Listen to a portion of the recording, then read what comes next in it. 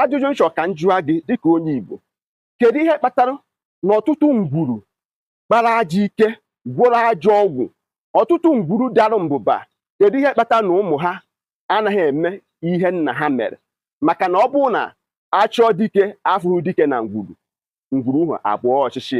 Ọnya ka m gwara gị na a na-anọbụ onye ụjọ atụbedike aka, a na-agwọ na-ekechiri gị, ị na-agwọ na-ebute na be nna gị, mana ibukweghị ụzọ jụọ nna nna gị kedu ka ha si wee bie ndụ.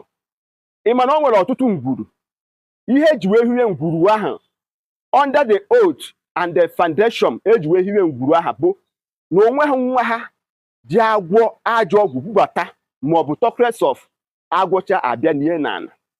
Chekenu ngwuru dị iche iche kpara ajọ ike gwọrọ ajọ ọgwụ, onweghị nwa ha, onweghị lineage ha na-eso agbụrụ nna ha ahụ. Kedu ihe kpatara ya?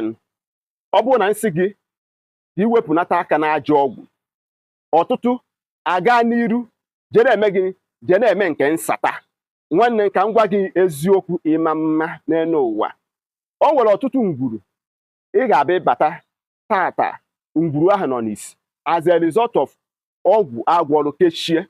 Ọgwụ ọbụla agwọkọtarụ maọbụ a na-elekwa o nwere oge o ji eru ọ bụrụ gịnị, ọ bụrụ oke arụsị.